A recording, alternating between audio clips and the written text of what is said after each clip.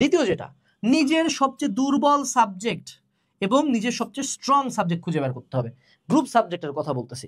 তুমি সায়েন্স হও, আর্টস হও, কমার্স হও। সায়েন্সের ক্ষেত্রে হতে পারে তোমার ফিজিক্স সবচেয়ে স্ট্রং, ম্যাথ সবচেয়ে উইক। ফিজিক্স সবচেয়ে স্ট্রং, বায়োলজি সবচেয়ে উইক। তুমি কমার্সের হলে অ্যাকাউন্টিং সবচেয়ে স্ট্রং, ফাইন্যান্স সবচেয়ে উইক।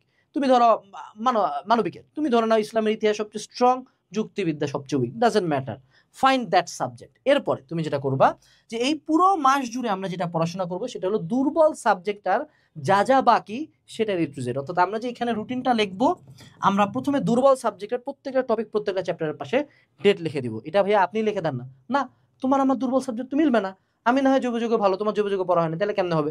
কারণ আমি ধরে নাও যে যোগাযোগ ভালো, আমি বললাম যোগাযোগ একদিন, তোমার যোগাযোগ করতে টাইম লাগবে 7 দিন, কারণ তুমি দুর্বল। এটা বুঝতে হবে তোমাকে। সো তুমি সুন্দর মতো এই যে দুর্বল সাবজেক্টের A to Z যেটা করব সেটা আমরা পড়বো হইল গিয়া আমাদের ক্যাপস্টোন রিভিশন প্রোগ্রাম থেকে। এখন ভাইয়া অন্য রিভিশন প্রোগ্রামে আছি, প্রবলেমটা হলো বাবা অন্য প্রত্যেকটা রিভিশন প্রোগ্রাম বাংলাদেশের প্রত্যেকে লঞ্চ করছে হলো লাইভে, এবং প্রত্যেকের টার্গেট হলো যে তোমার সিলেবাসটা শেষ করাবে পরীক্ষার 2 মাস আগে। বুঝো, এই আগামী কয়েক মাসের প্ল্যানে তুমি দেখতে পাবা যে আমরা এর মধ্যে প্রি অ্যাডমিশনের পড়াশোনা করবো, টেস্ট পেপারের পড়াশোনা করবো, সামনে তোমার টেস্ট পরীক্ষা আছে জানুয়ারি মাসে।